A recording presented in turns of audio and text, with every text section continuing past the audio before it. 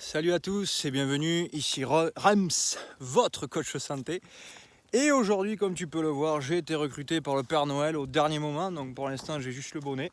Et petite randonnée en forêt, enfin là on est sur une plaine, tranquille et mille. Donc on va répondre à la question aujourd'hui de pourquoi la marche est une superbe activité physique santé.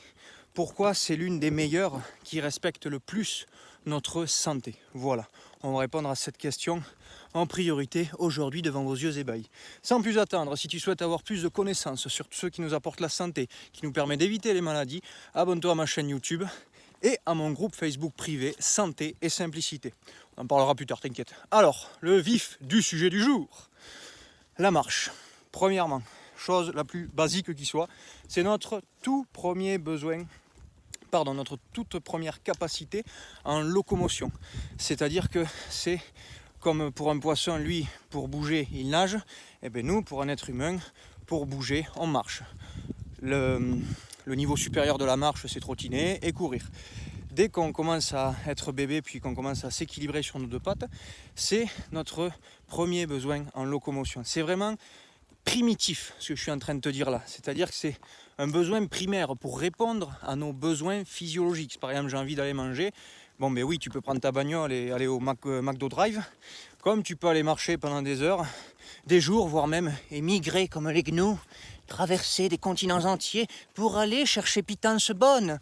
Donc ça, c'était vrai que c'était un peu plus souvent nos ancêtres qui pratiquaient ça. C'est pour ça que souvent quand on les voit dans les documentaires sur la terre de nos ancêtres, des trucs comme ça de BBC, si tu connais, ouais, ils sont plutôt fins, ouais, il n'y a pas trop d'obèses américains là-dedans. C'est vraiment étrange quand même, parce que ouais, il doit y avoir une raison, mais je ne l'ai pas compris. T'as vu les plantes, toi? J'aime beaucoup les faits. Ouais, tu peux pas le voir comme moi.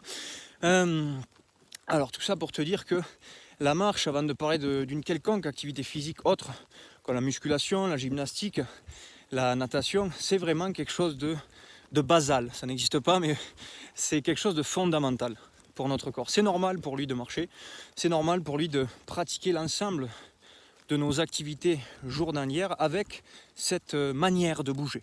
Voilà, ok ? Ça, c'était le premier point important à définir. Le second point, qui est monstrueux, vu que bon nombre d'entre nous connaissent la maladie, connaissent des symptômes maladifs comme moi j'ai connu, avec des douleurs chroniques, la fatigue chronique, des troubles intestinaux, fibromyalgie, tout ça, fait que des trucs sympas, tu vois, que des trucs sympas, on est d'accord. Hein. Eh bien, la marche a cette faculté, on va dire, d'être tout simplement une activité naturelle. Qu'est-ce qu'une activité ou un mouvement naturel? C'est tel que la nature te demande de produire un mouvement, tel que la nature en fait t'impose de bouger pour répondre à tes besoins. Ça paraît un peu sophistiqué comme ça, mais si tu faisais toutes tes activités physiques avec ce spectre-là, cette phrase de départ, et tu te demandes si c'est naturel ou non, et ensuite bien évidemment comment on adapte l'activité. Donc ça, je te l'apprendrai dans d'autres vidéos pour sauver les meubles. Parce que oui, si tu te tapes 10 séries de 10 à 100 kg au développé couché parce que tu aimes ça, que tu te tapes régulièrement des sprints à très très grande vitesse, que tu frappes dans le sac de boxe régulièrement et que tu vas faire des combats de boxe, bon ben oui, ce ne sont pas des activités naturelles. Ton corps n'a absolument pas besoin de ça. Et plus tu vas dans l'excès de ce genre de pratique, oui, ton corps peut se renforcer, c'est vrai, la preuve, hein, les personnes, les hommes et les femmes qui font ça sont de plus en plus performants et performantes, de plus en plus musclés. Sauf qu'ils vieillissent beaucoup plus vite, sauf que tôt ou tard ils auront des douleurs, sauf que l'état maladif dans leur corps ne cesse de progresser. Évidemment, quand tu es sportif, l'avantage c'est que vu que tout ton corps est mobilisé, l'accumulation de toxines dans ton corps se fait de manière généralisée. Il n'y a pas, c'est beaucoup plus dur pour le corps en l'occurrence de stocker à tout à un même endroit, et donc au lieu d'avoir des douleurs un peu partout comme moi j'avais jeune, vu que j'étais également sportif avant d'être massacré par la maladie et de devenir impotent, enfin sédentaire au possible, eh bien... C'est magnifique là où je suis. Eh bien, le problème, c'est que, enfin c'est pas vraiment un problème, si, mais tant qu'il y aura toxine, si tu veux, ça va se disperser partout dans ton corps, parce que ton sang va absolument partout, parce qu'il va nourrir tes muscles, et vu que tu es tout le temps en train de bouger, là tu vois je bouge les bras, les membres inférieurs, le dos, tout ça, donc si mon sang est vicié, ça va aller partout dans mon corps, alors que celui qui est sédentaire au possible, bon mais là ça peut suivre d'autres règles de développement, maladif dans le corps. Ça, on y viendra dans d'autres vidéos. Excuse-moi de ne pas pouvoir tout traiter en une seule vidéo. Il va falloir être compréhensif, mon garçon. Et ma petite fille. Moi, il faut équilibrer le sexe parce que sinon vous allez me gonfler également. Alors, on va essayer d'être sérieux un peu. Là où je veux vraiment t'amener à comprendre, c'est que la marche pédestre, tout ce que tu veux, la marche normale, tranquille, comme je suis en train de faire, de respirer à plein poumon, c'est que, ça aussi on va y venir sur la respiration, c'est que c'est un mouvement naturel. C'est-à-dire que tout mouvement naturel, il n'y a pas besoin de sortir de l'école de Saint-Cyr pour le définir, et pourtant, bon nombre, enfin toutes les préparations physiques, les programmes de sport ne respectent absolument pas ça. Et bien, un mouvement naturel, tu vois, regarde, tu vois, j'ai ma jambe gauche qui se lève, après c'est ma jambe droite, et ainsi de suite. C'est compliqué à comprendre? Pas du tout. Ma jambe gauche se contracte au moment où elle pose, tu vois, l'impact au sol. Ma jambe droite est en l'air, elle est décontractée. Ensuite, c'est ma jambe droite qui devient en contact avec le sol. Et pour finir, c'est la jambe gauche qui devient en l'air. Voilà. C'est compliqué? Non. Tout ce que je veux te dire, c'est que à chaque fois, lorsque tu crées un mouvement naturel tel que la nature te demande de te produire pour répondre à tes besoins, donc là, j'ai envie d'aller marcher, de respirer en plein air, de bouger. Je réponds à mes besoins de respiration, je réponds à mes besoins de plaisir parce que j'ai envie d'aller marcher, tout simplement. À mes besoins de mouvement parce que mon corps me fait sentir que j'ai besoin de mouvement. Il me met des petits tacs comme ça, allez, tu te sors les doigts un peu. Voilà, ça me ferait du bien à plus d'un qui sont souvent statiques sur le canapé et sur les chaises au bureau, tout ça, malheureusement pour ceux qui travaillent, les routiers. Mes condoléances, et vous avez choisi. Donc pensez à choisir également la santé, hein. Tout ça pour te dire que tu contractes un muscle, de suite après, il se décontracte. Le pêcheur qui tire son filet de pêche, le biceps, il tire le filet, il relâche le bras. C'est le bras droit qui prend la suite. Et ensuite, il retire avec le bras gauche. Et à chaque fois qu'il y a une contraction, un mouvement naturel nous oblige, enfin c'est moche de dire obligé, mais je veux dire c'est normal que ça s'enchaîne sur une décontraction musculaire. Voilà ce que c'est un mouvement naturel. Si tu grimpes à un arbre, je contracte mon bras gauche, après je contracte mon bras droit, je m'aide de ma jambe gauche, je m'aide de ma jambe droite. Mais toujours, il y a cette forme de décontraction musculaire. C'est-à-dire je contracte, je décontracte, je contracte, je décontracte. Mes vaisseaux se contractent, donc mes vaisseaux sanguins, mes vaisseaux lymphatiques, tout ce qui apporte des nutriments et qui élimine les déchets, pour faire simple, le système sanguin lymphatique, et surtout ton énergie vitale, comment elle circule. Et ensuite, relâchement. C'est comme si tu appuies sur ton tuyau d'arrosage et après tu le relâches. Ça fait un effet pompe. Et donc, le sang, la lymphe, l'énergie vitale, tout ça, les déchets, les nutriments, ils circulent beaucoup plus vite. Donc évidemment, ton corps va faire en sorte que les déchets, ça dégage, les nutriments vont aux cellules et surtout l'énergie vitale apporte l'énergie nécessaire à l'activité physique. Tout ça pour te dire que quand tu fais des pompes, un squat, développé couché, des tractions, pardon, tous ces mouvements-là ne respectent absolument pas ce principe-là parce que il n'y a aucun repos entre chaque contraction musculaire. Si tu vois, j'ai une haltère dans les mains, je pousse et quand je descends, tu vois, en fait, dans un mouvement naturel, là je pousserai, le muscle se contracte et là je relâcherai. L'haltère devrait tomber. Ça, c'est un mouvement naturel. Par contre, quand je pousse et que je maintiens l'haltère encore et que je repousse et que je maintiens, putain, j'avale un moustique ou quoi? Oh, j'ai pas faim, je suis pas un chinois, je bouffe pas des insectes protéinés, merci. Ça déconne, il s'invite dans mon gosier, les sticks mous. Les sticks mous, taré ce type, taré. C'est le bonnet rouge, ça attaque la cervelle. Tout ça pour te dire que, évidemment, calme-toi, ne coupe pas la vidéo. Le but, c'est pas d'être ultra drastique et te dire que tout est mauvais, mais il faut comprendre que ce que je suis en train de te dire, ça me paraît logique. Je trouve ça vachement important de te le dire. Donc toi, demande-toi si c'est logique et surtout ressens en pratique comment tu peux adapter tes activités physiques pour respecter ce principe fondamental de ton corps, c'est-à-dire son fonctionnement normal, naturel, celui qui respecte son fonctionnement, en fait, tout simplement, être respectueux de son corps. Donc en l'occurrence, oui, la marche est une superbe activité car elle répond parfaitement à ce principe de base qui est de je contracte un muscle et je le décontracte en suivant. Donc pour apporter, tu vois, de l'oxygène, des nutriments, bousculer en fait les déchets, les dégager, tu vois, il y a un effet pompe en fait. Je serre, je desserre, je serre, je desserre, tu vois, c'est comme un massage, exactement pareil. Et ça aide grandement à faire circuler toutes les toxines dans ton corps, les éliminer, blablabla. On en parlera dans d'autres vidéos. Ce qui est très important de comprendre, que j'avais commencé brièvement à t'en parler au moins 5 minutes avant, mais évidemment, monsieur, il se perd avec ses 10 000 idées. Enfin, peut-être que tu ne l'auras pas remarqué, non, ça, tu ne l'as pas remarqué. c'est que là, vu que l'ensemble d'entre nous, il n'y a pas d'autre mot, des poubelles ambulantes, on a énormément de toxines à évacuer de notre corps, eh bien notre sang est extrêmement vicié.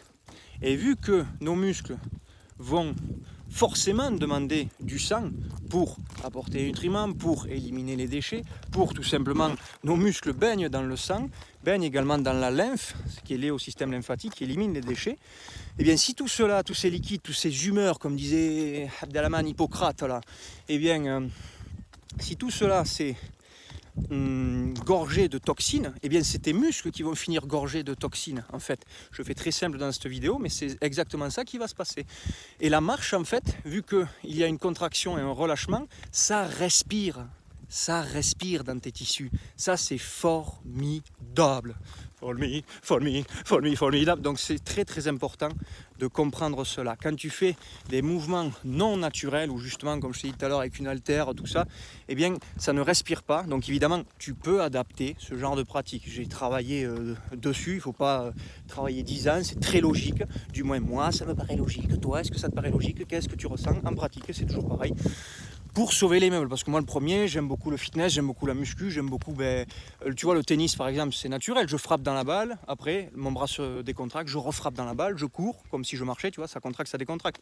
C'est un mouvement naturel, mais si je fais ça pendant 2 heures, 3 heures régulièrement, non, ce n'est pas absolument pas naturel, ça ne répond à aucun besoin physiologique. Par contre oui, ça répond peut-être tout simplement à mon besoin de plaisir, mon besoin de vivre l'instant présent, mon besoin de j'ai envie de faire ça, et je me fous complètement de tout le reste. Le gamin qui va répéter 200 fois le même mouvement, à balancer des cailloux dans la rivière parce qu'il aime ça, si tu crois qu'il est en train d'écouter un pimpin comme moi, en train de lui dire ouais, la physio, respiration du corps, ça contracte, ça décontracte, non, il vit l'instant présent. Donc ça aussi, ça change énormément l'impact négatif ou positif que peut avoir une activité physique, qu'elle soit naturelle ou non. Tu es en train de marcher, comme je suis en train de te l'expliquer, c'est une super activité. Si tu es complètement déprimé, en train de penser à que de la merde, que des croyances de merde, tu n'es pas présent à ce que tu fais, à ta respiration, à ta posture, à tout ce qui te ramène dans l'instant présent, tête, colonne, bassin aligné, c'est la base de tout mouvement parfait dans l'ensemble. Eh bien, qu'est-ce que tu veux que je te dise? La marche n'aura pas le même impact positif que celui qui est bien présent, qui respire, oh les petits oiseaux chantent, oh les fleurs, oh j'adore, peace and love, tu vois. Et pareil pour celui qui est en train de faire de la muscu. Moi le premier, tu vois, l'exemple que j'aime prendre, tu vois, c'est le développé couché. C'est un exercice, l'un des pires à faire, mais alors rien naturel, il est très traumatisant pour les épaules et les omoplates.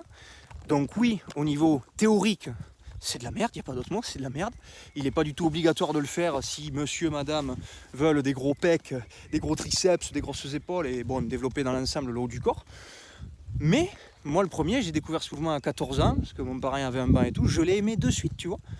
Ben je le fais parce que j'aime. Par contre, oui, je vais adapter mes programmes de récupération, d'étirement, je vais adapter les variantes de cet exercice parce qu'il n'y a pas que de le faire coucher sur un banc, il y en a énormément d'autres que tu peux découvrir toi-même et que moi-même je te partagerai. Tout ça pour te dire que priorité à faire ce qui te fait plaisir, ce que tu aimes le plus.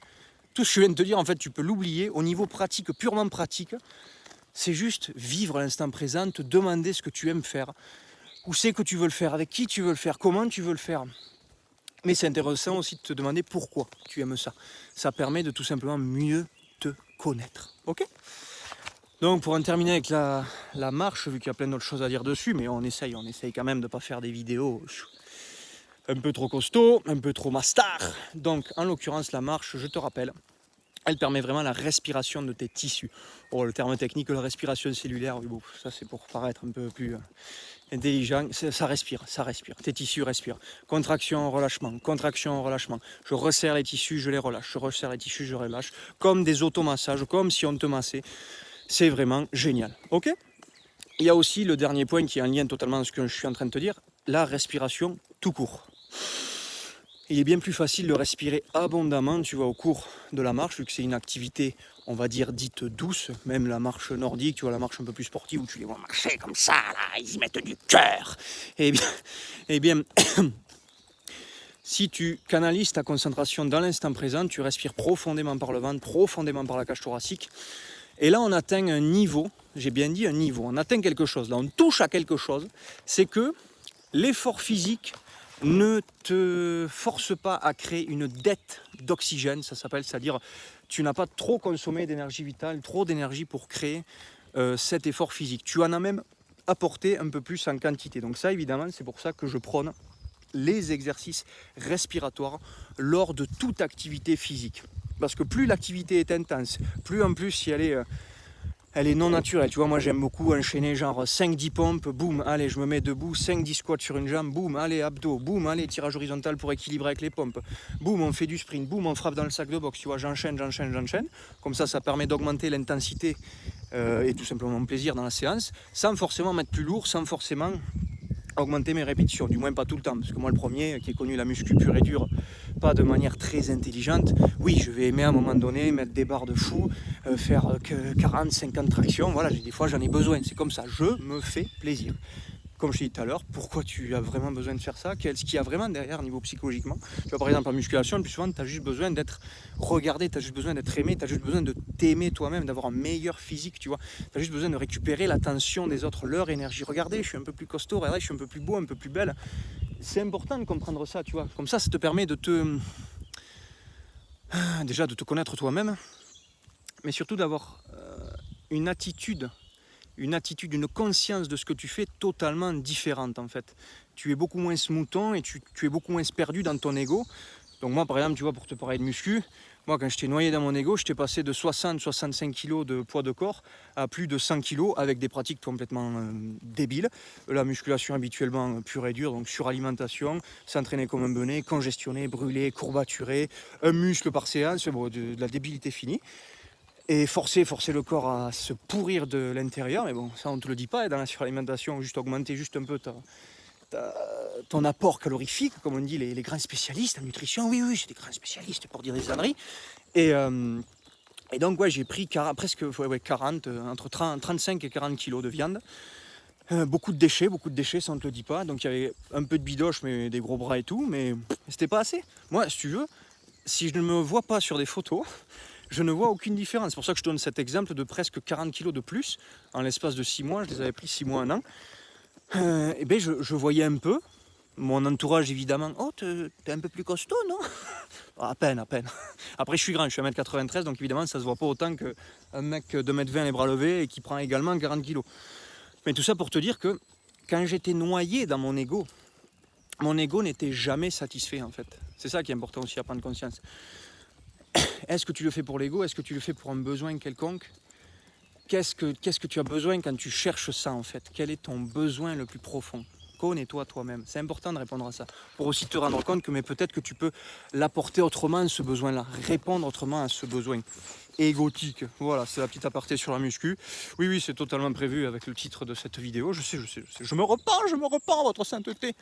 Donc, pour en finir avec la marche, c'est une activité vraiment qui te permet de respirer à plein poumon.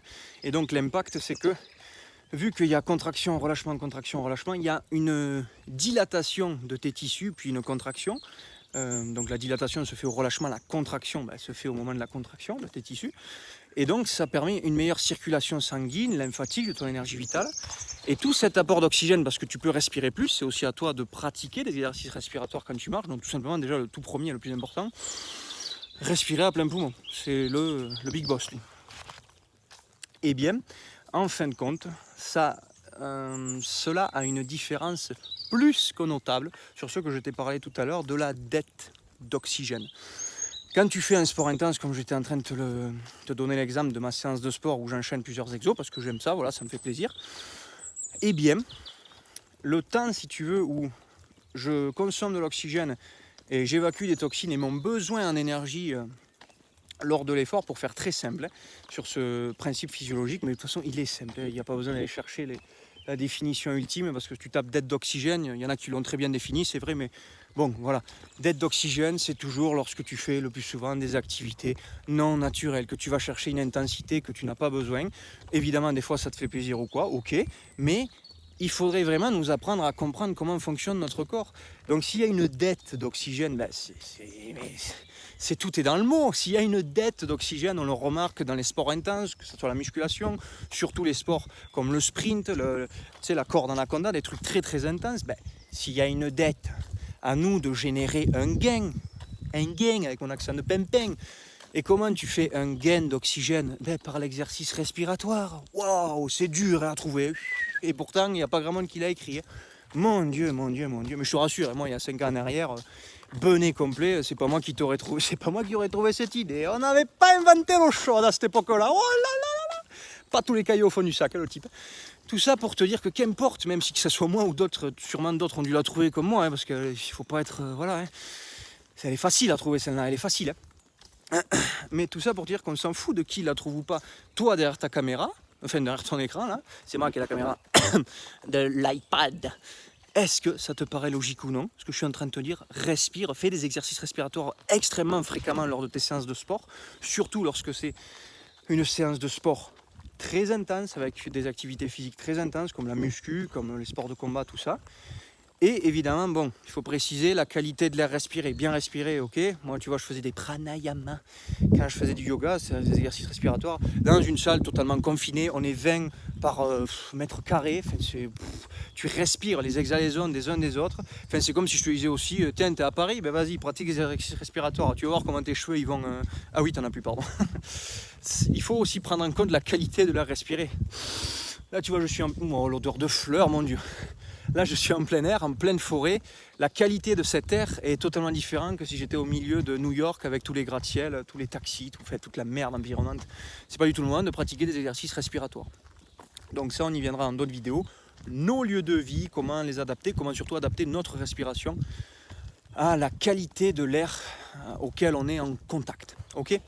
Donc tout ça pour te dire que quand tu crées une dette d'oxygène, parce que tout simplement, au premier abord, il n'y a même pas besoin de dire ce terme, tu es essoufflé, retrouve ton souffle et va même chercher des exercices de ce type, ça s'appelle Bastrika, je ne sais plus ce que ça veut dire, enfin une soufflerie, c'est un terme sanskrit, il me semble, c'est un exercice de yoga que j'ai appris, je le trouve génial, parce que ça se concentre surtout dans ta cage thoracique et que tu, fais rentrer énormément d'air dans ta cage thoracique, tu expires évidemment rapidement, tu vois mes bras ils s'écartent. C'est pour ça qu'on appelle ça soufflerie, pour ceux qui ont un feu de cheminée chez eux, tu vois, ils poussent comme ça, avant qu'on nous interdise le feu de cheminée, parce qu'apparemment ça pollue trop, on va sûrement nous mettre une taxe comme la taxe carbone. Et enfin voilà, non, c'est un autre sujet ça, non, pardon, je bifurque, mesdames et messieurs.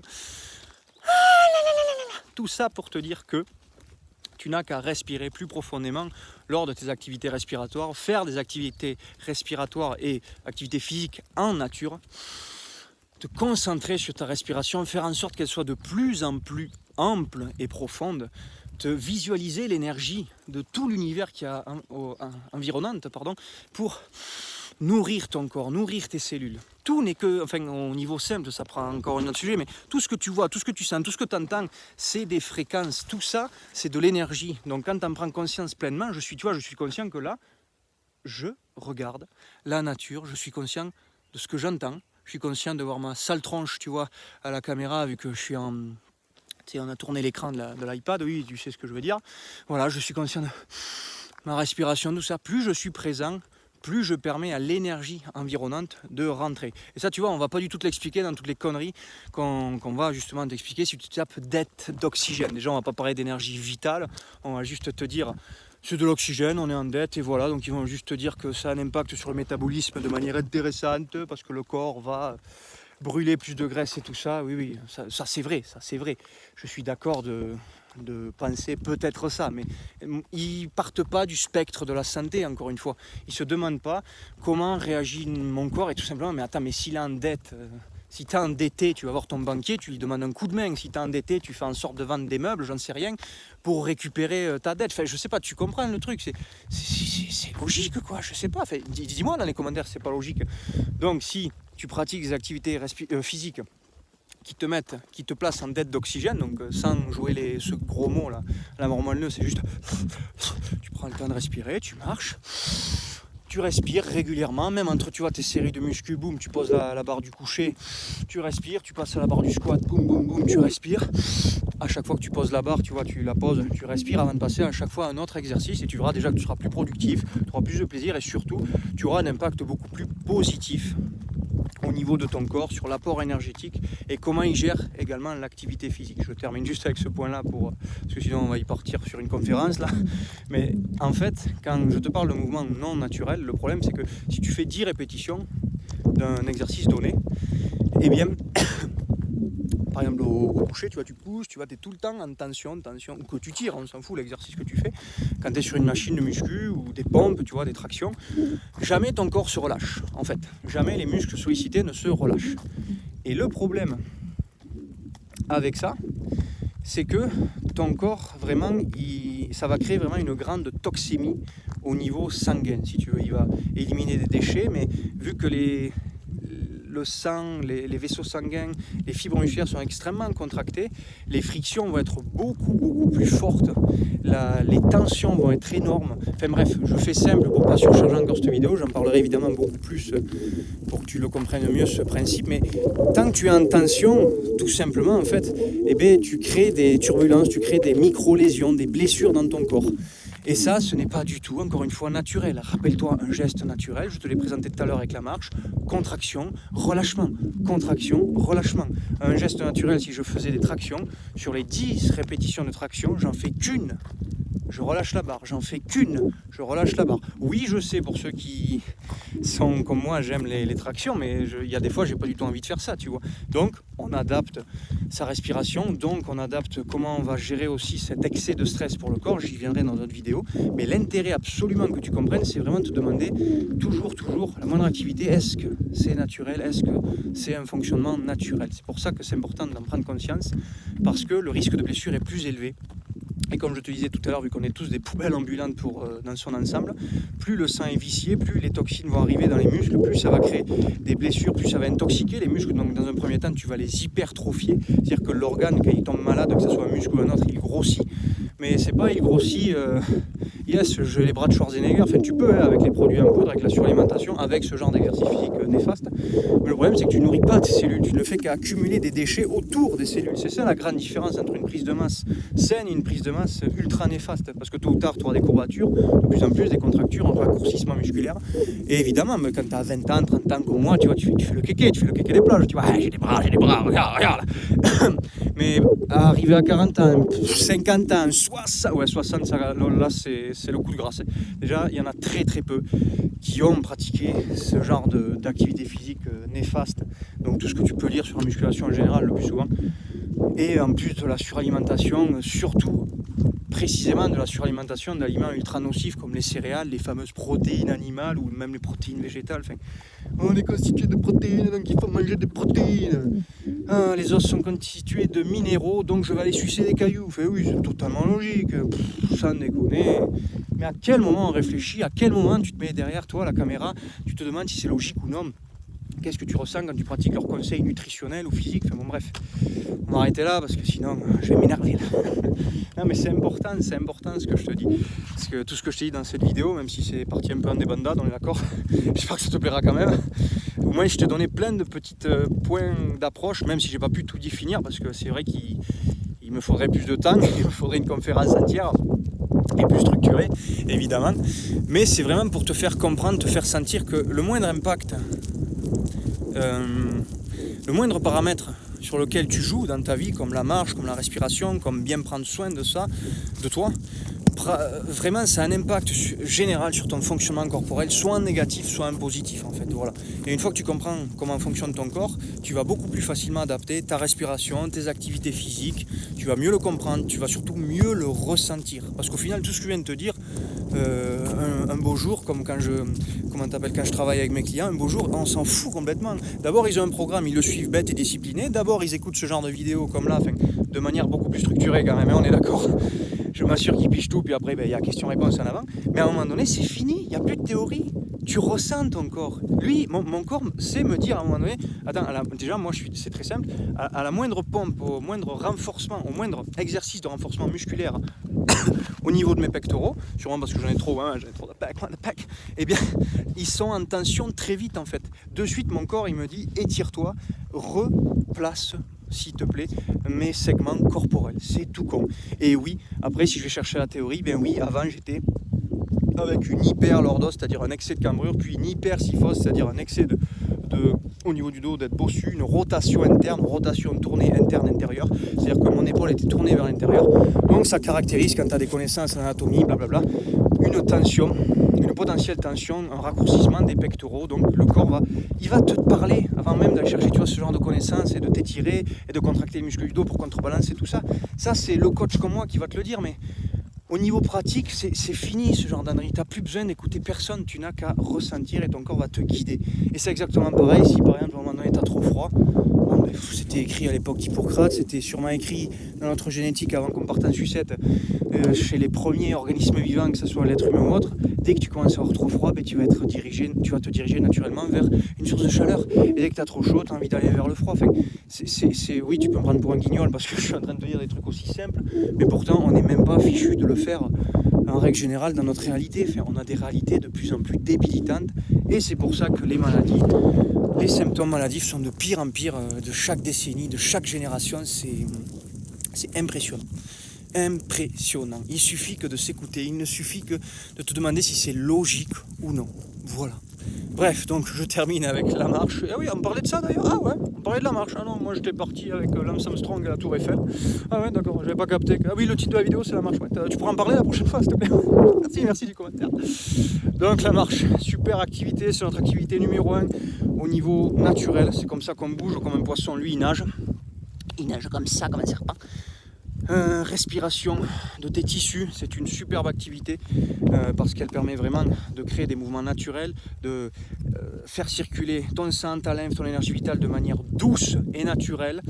Et comme je disais tout à l'heure avec la muscu, il n'y a pas une forte tension, il y a une respiration au niveau des tissus, il y a une respiration au niveau des poumons bien plus facile. Donc tout ça oxygène grandement ton sang, le détoxifie, le nettoie. Évidemment, je sais, je n'ai pas été ultra précis dans tous les points positifs de la marche et dans même les autres points que j'ai parlé, dont justement Lance Armstrong et la Tour Eiffel.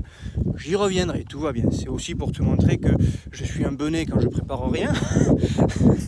Non mais voilà, j'ai parlé avec mon cœur comme ça, c'est venu. J'ai quand même donné des infos pertinentes. Oui, c'est très pertinent, oui, il faut le dire. Non mais demande-toi si c'est logique, demande-toi si tu as appris des choses intéressantes ou non. Pratique les connaissances que je t'ai apprises aujourd'hui pour les confronter, pour voir si c'est logique ou non. Pose-moi des questions, va chercher d'autres ressources, forge-toi ton propre avis, ok? Donc t'inquiète pas, tous les points que j'ai parsemés dans cette vidéo, pose-moi en question si tu veux certains en approfondir ou que tu as mal compris. Et tout va bien, je vais évidemment faire des vidéos beaucoup plus approfondies sur chaque point clé que j'ai parlé là, parce qu'évidemment c'était un peu une vidéo sommaire, on va dire, parce qu'il y avait vraiment beaucoup de choses qui mériteraient d'être définies pour être sûr que parce que j'ai envie de m'assurer que tu comprennes ce que j'ai envie de te faire comprendre, parce que moi j'estime que c'est une connaissance utile, importante. Toi après t'en fais ce que tu veux, tu vas me dire non c'est de la dope, t'aurais pu t'abstenir ou non tu peux démissionner, ou ah oui d'accord génial, sauf que quand j'ai pratiqué ça m'a pas fait ça, ça m'a fait ça. Enfin voilà, tu remets en question, logique, intuition, et ensuite tu pratiques, tu ressens les informations que ton corps te donne. C'est compliqué? Mais non, c'est pas compliqué. Et donc le troisième point, le final, tu te crées ton propre avis, tu le forges, la forge. Ça te permet vraiment de prendre possession de ton corps, de prendre pouvoir dans ta santé. Enfin, tu es libre, tu es indépendant, tu fais ce que tu veux. Voilà, tu es libre.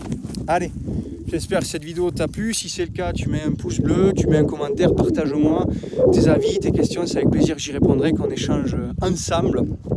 Car nous deux, on a beaucoup de choses à s'apporter, à s'apprendre mutuellement.